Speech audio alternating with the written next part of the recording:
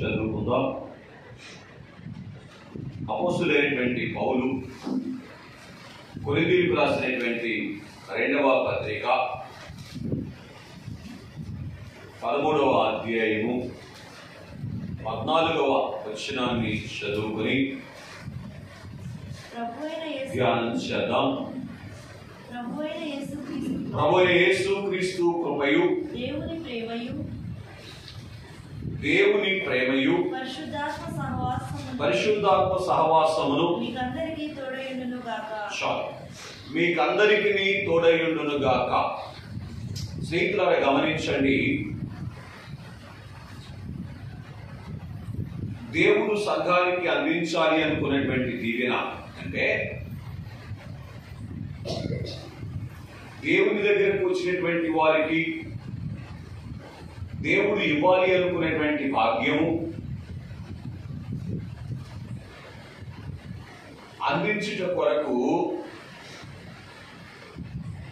దేవుడు 3 రకాలుగా పనిచేశారు. తండ్రిగాను, కుమారుడుగాను, పరిశుద్ధాత్ముడుగాను పనిచేస్తూనే ఉన్నారు. బాగా గ్రహించండి. అందుకే దైవజనులు అన్నారు, త్రిగుణాశీర్వాదం విడుమా త్రియేక దేవా అని అన్నారు. దేవుల్లో ఉన్నటువంటి 3 గుణాల ఆశీర్వాదము మనల్ని ఏమి చేస్తుంది అంటే సంపూర్ణమైనటువంటి ఆశీర్వాదములోనికి నడిపిస్తుంది. కనుక అసలు దేవుల్లో ఉన్నటువంటి ఈ 3 గుణాలే మన యొక్క ఆశీర్వాదానికి కారణం. ఇంకా ఏం కాదంటే మన భక్తి కాదు, మన నీతి కాదు, కేవలము ఆయనలో ఉన్నటువంటి ఈ 3 లక్షణాలను బట్టి మాత్రమే ఆయన దగ్గరకు వచ్చినటువంటి మనము ఆశీర్వదించబడటానికి మార్గము సరళం చేయబడతా ఉంది. కనుక తండ్రిలో ఉన్నటువంటి ప్రేమను బట్టి మనం ఆశీర్వాదం అందుకోవటానికి మార్గము సరళమైంది. కుమారుని యొక్క కృపను బట్టి మనం ఆశీర్వాదం అందుకోవటానికి మార్గము సరళమైంది. పరిశుద్ధాత్మ దేవుని యొక్క సహవాసమును బట్టి ఎంత గొప్ప భక్తుడైనా ఆశీర్వాదం అందుకోవటానికి మార్గం సరళమైంది. అందుకే దైవజనులు చెప్పిన మాట, సొంత శక్తితో యేసు ప్రభుని చేరలేము అని. కాబట్టి మన శక్తి కానీ మన భక్తి కానీ మన యొక్క ఆశీర్వాదమునకు కారణం కాదు. కానీ దేవుని ప్రేమ ఇట్లా చెప్తాను, అదృశ్యుడైనటువంటి దేవుని ప్రేమ, అద్వితీయుడైనటువంటి కుమారుని కృప,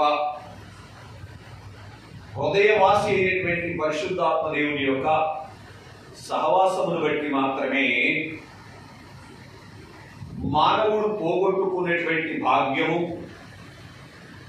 దేవుడు మానవునికి అందించాలి అనుకునేటువంటి భాగ్యము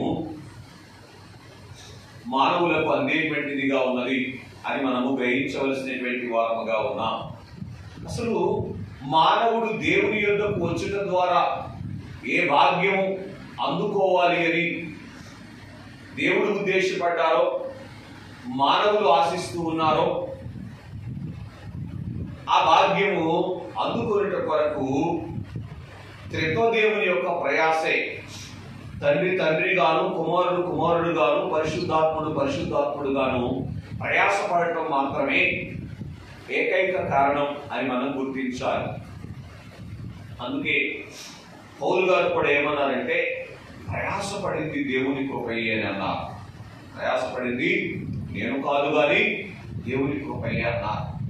కాబట్టి స్నేహితులారా, పాత నిబంధన గ్రంథంలో తండ్రి యొక్క పని కనబడితే, కొత్త నిబంధన గ్రంథములో కుమారుని యొక్క పని కనబడుతుంది.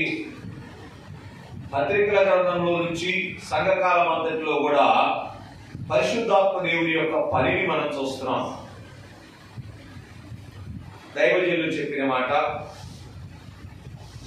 సృష్టిని కలుగ చేసినప్పుడు ఆదికాండం 1వ అధ్యాయంలో దేవుడు తండ్రిగానే ఉన్నారు. దేవుడు ఏకదేవుడుగానే ఉన్నారు, ముగ్గురు ఏకముగానే ఉన్నారు. కానీ 3వ అధ్యాయంలో పాప ప్రవేశమును బట్టి ఒకరుగా ఉన్నటువంటి దేవుడు ముగ్గురుగా బయలుపడాల్సినటువంటి పరిస్థితి అనేటువంటిది వచ్చినట్లుగా మనం చూస్తూ ఉన్నాం. ఎందుకో తెలుసా? పాప ప్రవేశమును బట్టి మానవుని మీదకి వచ్చినటువంటి శిక్షను తన మీద వేసుకొని మానవుని దీవించడానికి దేవుడు ముగ్గురుగా పనిచేయాల్సినటువంటి పరిస్థితి ఏర్పడినట్లుగా మనం చూస్తూ ఉన్నాం. అందుకే ఆదామాని నిమిత్తము నేర శిక్షించబడి ఉన్నది అని ఆదాము పక్షమున తండ్రి నిలబడటాన్ని మనం చూస్తాం. అది నిన్ను తల మీద కొట్టును, నీవు దాన్ని మడి మీద కొట్టును అని 3వ అధ్యాయం 15వ వచనములో అగమ పక్షముగా కుమారుడైనటువంటి ప్రభు ఉండి వాగ్దానం చేయడాన్ని మనం చూస్తాం. సర్పం పక్షమున పరిశుద్ధాత్మ దేవుడు ఉండి సాతానుకు శిక్ష విధించినట్లుగా మనం చూస్తూ ఉన్నటువంటి వారముగా ఉన్నాం. అంటే ఆశీర్వాదము పంట దీవిన, గర్భఫల దీవిన, అపరాధములో పడినటువంటి మానవునికి దేవుడు అనుగ్రహించుట కొరకు దేవుడు ముగ్గురుగా 3 కార్యాలు చేసి ప్రయాసపడినటువంటి వారుగా ఉన్నారు. కనుక తండ్రి ఏమో సృష్టికర్తగా పనిచేస్తా ఉన్నారు, కుమారుడేమో రక్షణకర్తగా పనిచేస్తా ఉన్నారు, పరిశుద్ధాత్ముడేమో ఆదరణకర్తగా పనిచేసి మన హృదయములోనికి వచ్చి మనల్ని ఆయన సారూప్యములోనికి మారుస్తా ఉన్నారు. ఇట్లా చూడండి, దేవుని యొక్క సారూప్యం మనకు రావటానికి దేవుని ప్రేమ, కుమారుని యొక్క కృప, పరిశుద్ధాత్మ దేవుని యొక్క సహవాసం అవసరమైంది అని మీకు తెలియజేస్తూ ఉన్నా. కాబట్టి ఈ మూడింటిలో కూడా ఏది లోపించినప్పటికీ కూడా మనం ఎక్కడికి రాలేమంటే దేవుని యొక్క సారూప్యములోనికి రాలేము. తద్వారా దేవుడు మనకు సిద్ధపరిచినటువంటి భాగ్యాన్ని మనం అందుకోవటం అనేటువంటిది సాధ్యపడదు అని మనం గుర్తించాలి. అందుకే ఈ భాగ్యము అందించుట కొరకు కారణమైన దేవుని ప్రేమను బట్టి తండ్రిని స్తుతించాలి, కారణమైన కుమారుడైనటువంటి యేసు ప్రభు వారి యొక్క కృపను బట్టి కుమారుడిని స్తుతించాలి. అలాగే మన అంతరంగంలోనికి వచ్చి కుమారుడు సిద్ధపరిచినటువంటి రక్షణను అందుకొని కాపాడుకునే రీతిగా మనం నడిపిస్తున్నటువంటి పరిశుద్ధాత్మ తండ్రిని స్తుతించినటువంటి అనుభవంలోనికి రాగలగాలి. ఎట్లాగంటే ఒక వ్యక్తి 10 రకాల సహాయాలు మనకు చేస్తే 10 సహాయాలను బట్టి 10 సందర్భాల్లో ఏం చేస్తాం? వారికి కృతజ్ఞత తెలియజేస్తాం. అలాగే దేవుడు మనకు చేసినటువంటి ఈ 3 ప్రాముఖ్యమైనటువంటి కార్యములను బట్టి దేవునిని మనం స్తుతించేటువంటి అనుభవంలోనికి వస్తే మన స్థితి మారుతుంది. అందుకే దైవజనులు చెప్పారు, స్థితి మారుతుంది అని. స్తుతి చేసేటప్పుడు ఏం చేయాలి అంటే స్థితి ఎరిగి స్తుతి చేయాలి అని అన్నారు. యెషయా గ్రంథము 6వ అధ్యాయం 3వ వచనంలో ఇందాక మీరు చదివినట్లుగా పరలోకములో ఉన్నటువంటి దేవదూతలైనటువంటి వారు సైన్యములకు అధిపతియగు యెహోవా పరిశుద్ధుడు పరిశుద్ధుడు పరిశుద్ధుడు అని స్తుతి చేశారు. అంటే దేవుల్లో ఉన్నటువంటి పరిశుద్ధతను చూసి వారు స్తుతి చేశారు. అట్లాగే మనము కూడా ప్రతి సందర్భంలో స్తుతి చేస్తూ ఉన్నప్పుడు స్తుతికి కారణమైనటువంటి దేవుని స్తుతిని మనం చూస్తూ స్తుతి చేస్తే ఆ స్తుతి దేవునికి చెందుతుంది.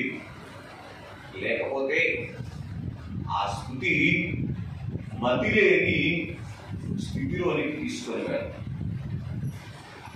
మతి లేకుండా స్తుతి చేసేటువంటి అనుభవం, మతి లేని స్థితి గతి లేని స్థితి అవుతుంది అన్నారు. కనుక స్నేహితులరా, అలాగున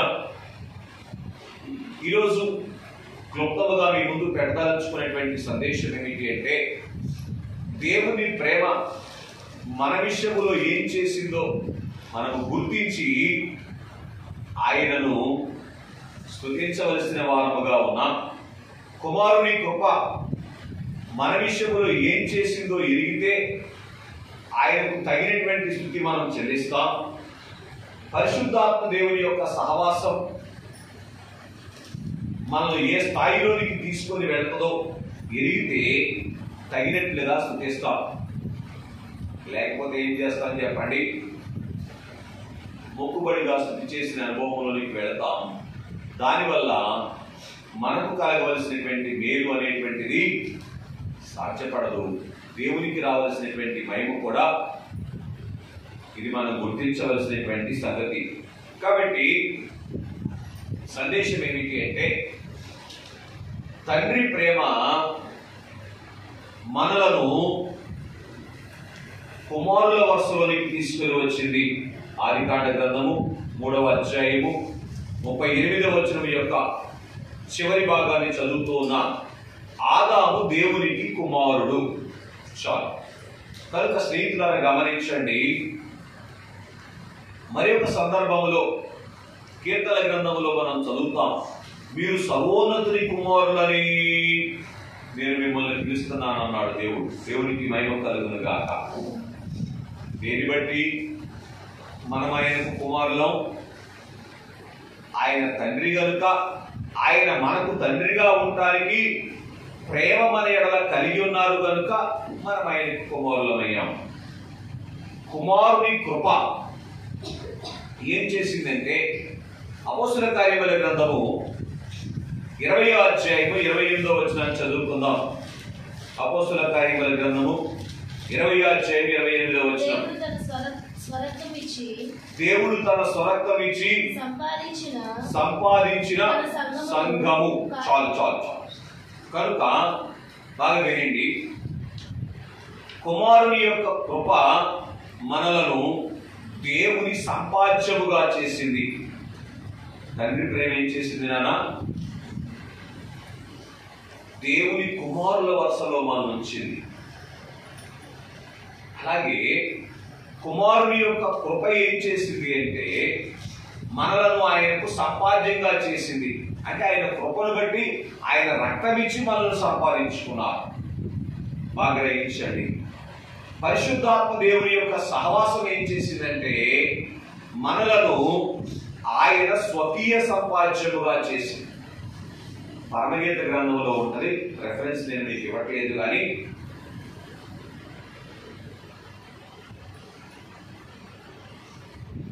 ప్రాణేశ్వరి అని పెళ్లి కుమారుడు పెళ్లి కుమార్తె సంఘాన్ని పిలుస్తూ ఉన్నారు. కనుక స్వకీయ సంపాద్యము అంటే ఏంటి? కేవలము ఆయన కొరకైనటువంటి సంపాదన. సంపాద్యం అంటే సంపాద్యాన్ని ఎన్ని రకాలుగా వాడుకోవచ్చు, అర్థమవుతుందండి. కాబట్టి స్వకీయ సంపాద్యము అంటే ఆయన సరసన కూర్చుండేటువంటి పెళ్లి కుమార్తె స్థితిలోనికి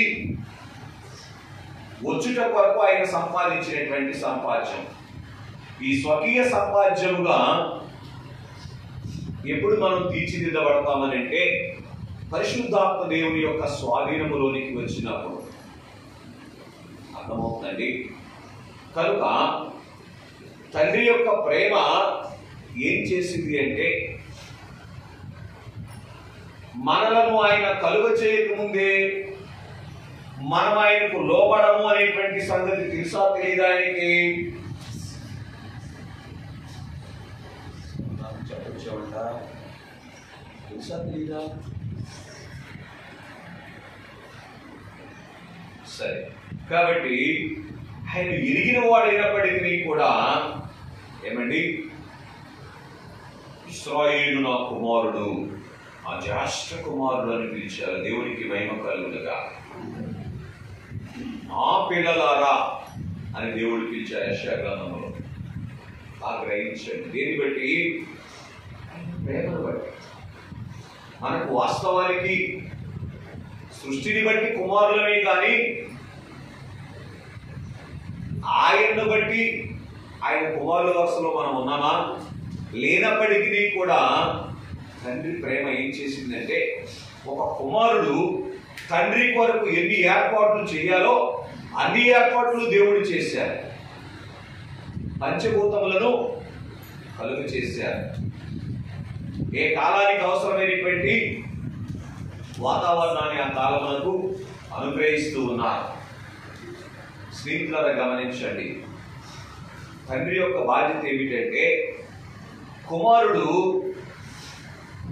తండ్రిని తండ్రిగా చూసినా చూడకపోయినా తండ్రి ఎప్పుడూ కూడా ఏం చేస్తారంటే, కుమారునికి అవసరమైనటువంటి అన్ని సదుపాయాలు చేయటమే తండ్రి యొక్క ప్రేమ. అందుకే దైవజనులు అన్నారు, తండ్రి ఆఫీసులో ప్రేమ ఉన్నది అన్నారు. ఏమున్నదండి? ప్రేమ మాత్రమే ఉన్నది. కనుక ఈ ప్రేమ ఏం చేసింది అని మనం ఆలోచన చేస్తే, దేవుడు ఉన్నవాడు అనే వారిని, దేవుడు కాని వారిని దేవుడుగా భావించే వారిని పూర్తి చేయండి, దేవుడే లేడు అనే వారిని కూడా ప్రేమిస్తూ ఉన్నారు. కనుకనే అందరికీ అన్ని సదుపాయాలు తండ్రిగా ఆయన ఏర్పాటు చేశారు. అర్థమవుతుందండి?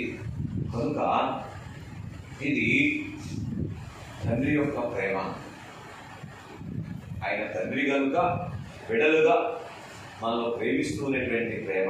మనం ఆయన బిడ్డలమైనందుకు కాదు, కానీ ఆయనకున్నటువంటి ప్రేమ అంత గొప్పది. కనుక స్నేహితులారా, మీరు ఒక మాట చదివితే హోషేయ గ్రంథం 3వ అధ్యాయం 1వ వచనంలో రాయబడి ఉంటది, ఇశ్రాయేలీయులు ద్రాక్ష పండ్ల అడలను పోయి ఇతర దేవతలను పూజిస్తూ ఉన్నప్పటికీ నేను వారిని ప్రేమిస్తా ఉన్నాను అన్నారు. ఇశ్రాయేలీయులు ఇతర దేవతలను పూజిస్తూ ఉన్నప్పటికీ కూడా దేవుడు వారిని ప్రేమించడానికి గల కారణం ఏంటి? ఆయన ప్రేమస్వరూపి కనుక. అంతే. ఈరోజు దేవుణ్ణి మనం వెంబడించవలసిన రీతిగా వెంబడించకపోయినా దేవుడు ప్రేమిస్తున్నాడా, ప్రేమించట్లేదా? అదే కదా మన ధీమా. చెప్తున్నారు కదా స్నేహితులారా, గమనించండి. కానీ ఒక సత్యాన్ని గమనించండి, మనము వెంబడించవలసిన రీతిగా వెంబడించకపోయినా ఆయన ప్రేమించినంత మాత్రాన మనం పరలోకం వెళ్ళం. పరలోకం అని గుర్తుపెట్టుకోండి, అది అర్థం చేసుకోండి. కనుక ఆయన ఎలాగూ మనం ప్రేమిస్తున్నారో మనము ఆయన్ను అలాగూ ప్రేమించిన రోజునే మనం ఏం చేయగలుగుతాం? పరలోక భాగ్యాన్ని సంపాదిస్తాం. మత్తయి సువార్త 7వ అధ్యాయం 21వ వచనంలో రాయబడినటువంటి మాట, ప్రభువా ప్రభువా అని పిలుచు ప్రతివాడు పరలోక రాజ్యంలో ప్రవేశించడు, కానీ పరలోకమందున్నటువంటి నా తండ్రి చిత్తం ప్రకారం చేయువాడే ప్రవేశించడు. తండ్రి చిత్తం ప్రకారం ఎవరు చేస్తారు?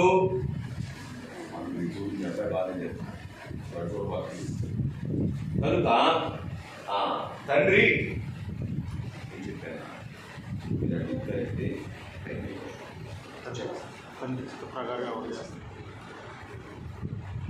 తండ్రి యొక్క ఆజ్ఞ ప్రకారం, తండ్రిని ప్రేమించేవారు తండ్రి చిత్త ప్రకారం చేస్తారు.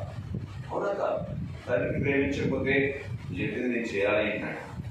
అందుకే సమూయేలు 1వ గ్రంథంలో ఉంటుంది, రిఫరెన్స్ అవసరం లేదు, కానీ మాట వినకపోవుట తిరుగుబాటు చేసినటువంటి దానితో సమానం. తిరుగుబాటు చేసిన పాపంతో సమానం అన్నారు. కాబట్టి దేవుని యొక్క ప్రేమ ఏం చేస్తా ఉన్నది అంటే, మానవులను ప్రేమిస్తా ఉన్నారు. మానవులు ఎవరిని పూజించినా దేవుడు ప్రేమిస్తానే ఉన్నారు. పూజించకపోయినా దేవుడు లేడన్నా ప్రేమిస్తానే ఉన్నటువంటి వారుగా ఉన్నారు. ఇది మనం గ్రహించాలి. ఆ ప్రేమను బట్టి దేవుడు ఏం చేశారంటే యోహాను సువార్త 3:16 ఏమండి, తన అద్వితీయ కుమారుని మనకు అనుగ్రహించారు. చదవండి మాట. దేవుడు లోకమును ఎంతో ప్రేమించను కాగా తన అద్వితీయ కుమారుని యందు విశ్వాసం ఉంచి ప్రతివాడు నశింపక నిత్యజీవం పొందినట్లు ఆయనను మనకు అనుగ్రహించారు. ఇప్పుడు చెప్పండి, దేవుని ప్రేమ ఏం చేసిందో తెలుసా? 4000 సంవత్సరాలుగా వాగ్దానం అందుకునేటువంటి స్థితిలోనికి రానటువంటి ఇశ్రాయేలీయులైనటువంటి వారిని కూడా తన కుమారులుగానే భావించి ఏం చేశారు అంటే ఆ కుమారుని యొక్క స్థితిలోనికి తీసుకొని వచ్చి తన కుమారుని వారికి అనుగ్రహించారు. దేవకుమారుని బట్టి బిడ్డలను మనము. చాలు, అర్థమవుతుందండి. దేవుని బిడ్డల వరుసలోనికి మనం తీసుకొని రావడానికి తన ప్రేమను బట్టి ఆయన తన కుమారుని అనుగ్రహించారు. రెండవదిగా కుమారుని యొక్క కృప ఏం చేసింది అని మనం ఆలోచన చేస్తే మత్తయి సువార్త 26:28 మనం చూస్తే ఇది నా రక్తము అనగా పాప క్షమాపణ నిమిత్తము అనేకుల కొరకు చిందించబడుతున్నటువంటి నిబంధన రక్తము. చాలా బాగా గ్రహించండి. అనేకుల కొరకు రక్తాన్ని చిందించారు. దేని బట్టి? కుమారుడు తన కృపను బట్టే, మన భక్తిని బట్టే, ఆయన కృపను బట్టి. కృప అంటే అర్థం ఏంటంటే అర్హత లేని వారికి అడగకుండానే ఇచ్చేటువంటిది కృప.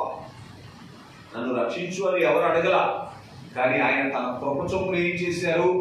తన ప్రాణం ఇచ్చి మనలను రక్షించడం ద్వారా ఏం చేశారు?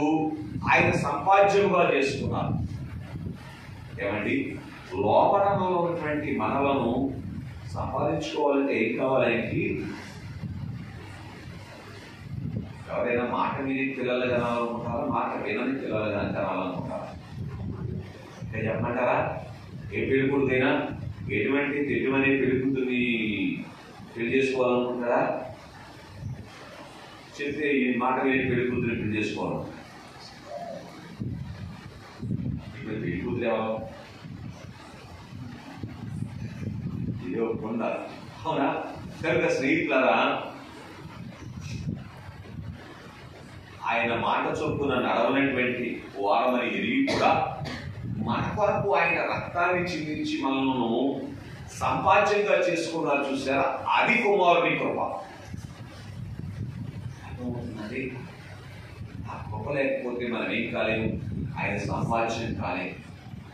కనుక అలాగున కుమారుని యొక్క కృప ద్వారా దేవుడు మనల్ని ఏం చేశారంటే సంపాదించుకున్నారు. కనుక ఆయన అంటారు, మత్తయి సువార్త 11:25 ప్రయాసపడి భారం వహించిన సమస్త జిల్లారా. రైట్. కాబట్టి ఆయన కృపను బట్టి ఏం చేశారు అంటే మత్తయి సువార్త 26:26-27 ఉంటుంది. ఆయన శరీరమును ఆయన రక్తమును మనకు భోజనముగా వడ్డించారు. ఎందుకని? ఆ శరీరము తిని నా రక్తము త్రాగువాడే నిత్య జీవము గలవాడు, అంచె దినము నేను వారిని. అర్థమవుతుందండి? కాబట్టి కుమారుని యొక్క కృప మనను ఆయనకు సంపాద్యంగా చేసి, ఇప్పుడు మనం ఏమనుకోవాలి? నేను దేవుని యొక్క సొత్తు అని అనుకోవాలి. పౌలు గారు అనలేదా? ఏమన్నారు పౌలు గారు? మీరు మీ సొత్తు కాదు కానీ దేవుని సొత్తు అని అన్నారు. సరే, దేవుని సొత్తును ముట్టుకోవడానికి ఎవరికైనా అధికారం ఉంటుందా? అర్థమవుతుందండి? అందుకే సాతానా వెనకకు పొమ్ము అన్నారే. స్నేహితులారా గమనించాడు.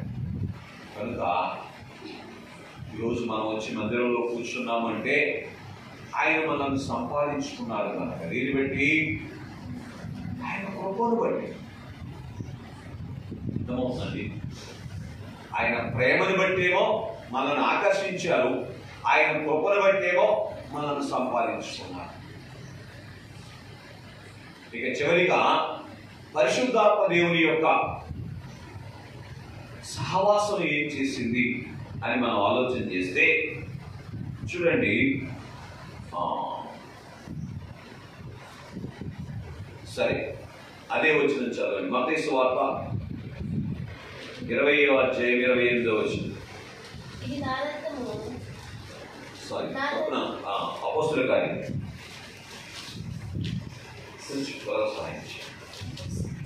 అపోస్తుల కార్యములు 20:25.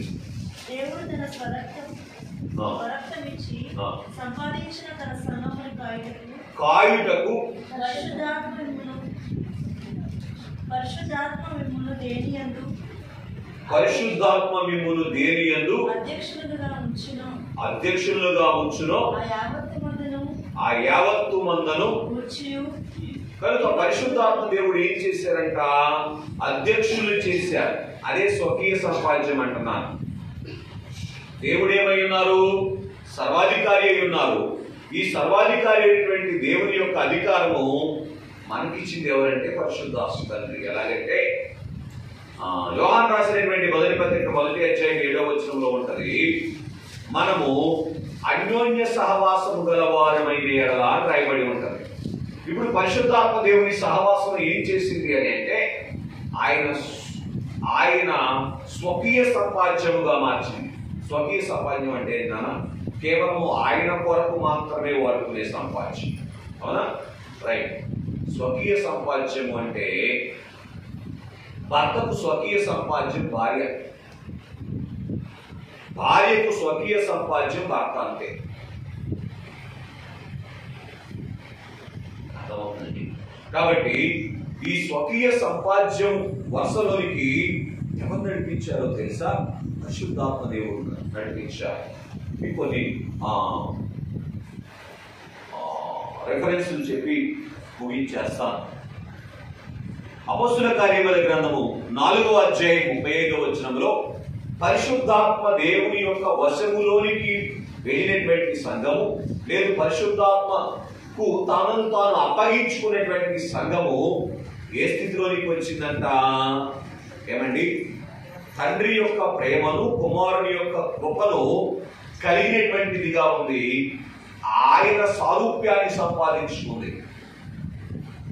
ఆ మాట అక్కడ ఏమని ఉంటుందంటే వారందరూ సమిష్టిగా ఉన్నారు అని, వారు ఏ అక్కర లేకుండా ఉన్నారు అనేటువంటి మాట. కనుక దేవుడు చెయ్యాలి అనుకునేటువంటి పని చేసేటువంటి అనుభవంలోనికి ఎవరు వచ్చారో తెలుసా?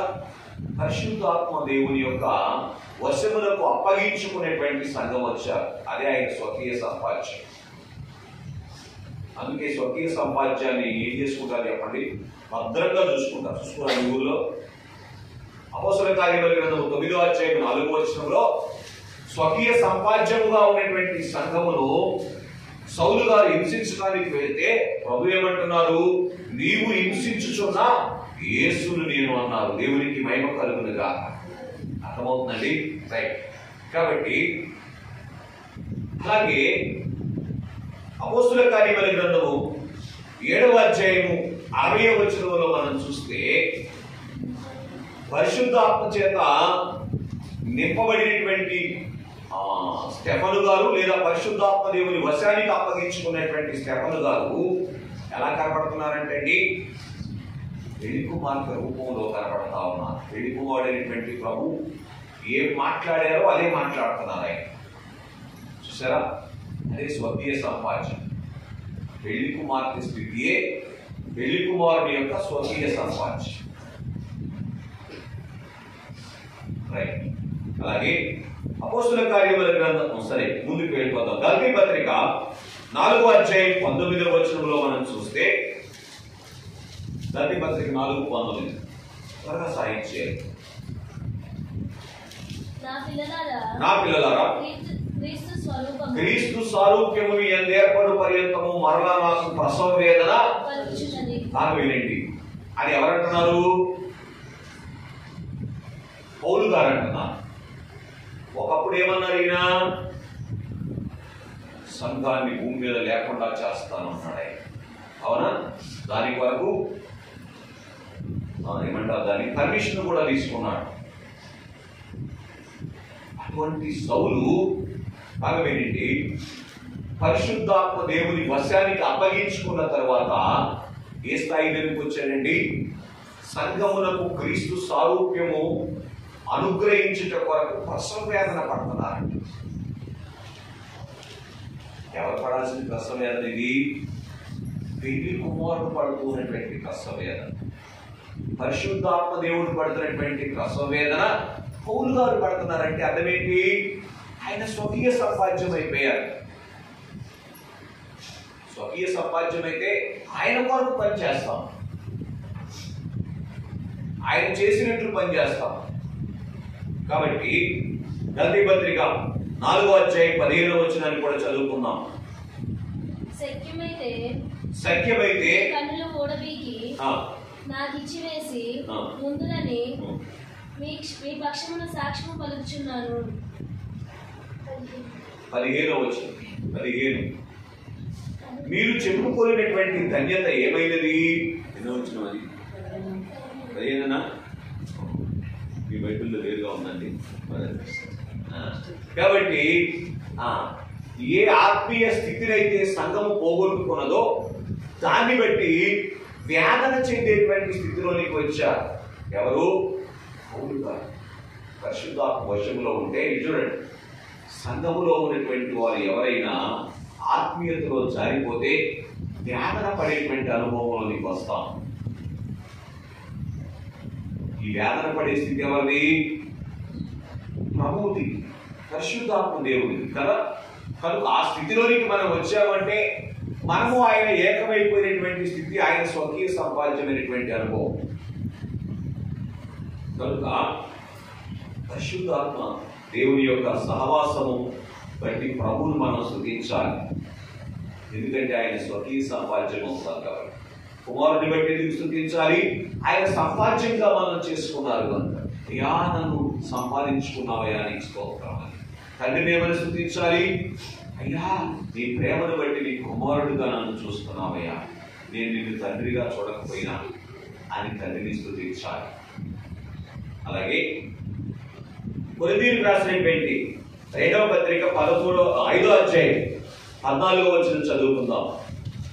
కొరింథీయులకు రాసిన 2వ పత్రిక 5వ అధ్యాయం 14వ వచనం చదవండి. క్రీస్తు ప్రేమ మమ్ములను బలవంతం చేస్తూ ఉన్నది. చాలండి. పరిశుద్ధాత్మ దేవుని యొక్క వశములకు అప్పగించుకుంటే ఏమైపోయారు పౌలు గారు? దేవుని యొక్క స్వకీయ సంపాద్యం అయిపోయారు. కాబట్టి ఆయన ప్రేమ ఈయన ఏం చేస్తుందంటండి? బలవంతం చేస్తాము కదా. ఒకప్పుడు పౌలు యొక్క స్థితి ఏమిటో మనకు తెలుసు. ఇప్పుడు పౌలు యొక్క స్థితి ఏంటి చెప్పండి? క్రీస్తు ఏ ప్రేమ కలిగి ఉన్నారో ఆ ప్రేమను కలిగి ఉన్నారు. ఆయన స్వకీయ సంపాద్యం మొత్తాన్ని బట్టి, పరిశుద్ధాత్మ తండ్రి యొక్క వశములోనికి వెళ్ళటాన్ని బట్టి. ఇక స్వకీయ సంపాద్యం అంటే ఆయన ఎలాగున్నారో ఈయన ఎలాగున్నారు అంతే. ఆయన ఎలాగున్నారో ఈయన ఎలాగున్నారు కాబట్టి వీరికి ఏ భాగ్యం దొరికింది? కొరింథీయులకు రాసిన 2వ పత్రిక 12వ అధ్యాయం 2వ వచనంలో 3వ ఆకాశానికి వెళ్ళే భాగ్యం దొరికింది. రేపు మనకు కూడా ఆయన సారూప్యం వస్తే పూర్తి మేఘం మీదకి వెళ్ళి హల్లెలూయా పాడేటువంటి భాగ్యం దొరుకుతుంది. మరణాత అనేటువంటి అనుభవాన్ని మన జీవితంలోనికి తెచ్చుకునేటువంటి భాగ్యం దొరుకుతుంది. కాబట్టి స్నేహితులరా, ఇప్పుడు తండ్రి అయినటువంటి దేవుని ప్రేమ ముగిస్తున్నాను. మనల్ని ఏం చేసింది? ఆయన మనలను కుమారులుగా భావించి మన కొరకు ప్రయాసపడేటట్లు, మనల్ని ప్రేమించేటట్లు చేసింది. రైట్. కుమారుని యొక్క కృప మనలను సంపాదించుకోవడానికి ప్రయాసపడింది. లేకపోతే మనం ఆయనకి తగ్గుతామా? పరిశుద్ధాత్మ దేవుని యొక్క సహవాసము మనకు ఆయన సారూప్యం ఇచ్చి ఆయన స్వకీయ సంపాద్యముగా తీర్చిదిద్దుతా ఉంది. దేని కొరకు? ఆయనతో కలిసి యుగ యుగాలు రాజ్యం చేయుట కొరకు, ఆయనతో కలిసి ఏడేళ్ల పెళ్లి విందులో పెళ్లి కుమార్తె భాగ్యాన్ని అనుభవించడం కొరకు. కాబట్టి దేవుడు త్రిత్వముగా బయలుపడటంలో దేవుని ఉద్దేశం ఏమిటి అంటే మనము ఆయన స్వకీయ సంపాదన చేసుకోవడానికి. ఇందుకు దేవుడు ముగ్గురుగా బయలుపడి ప్రయాసపడ్డారు. అలాగని ముగ్గురు కాదు కానీ ఒకరే దేవుడు. ఎలాగంటే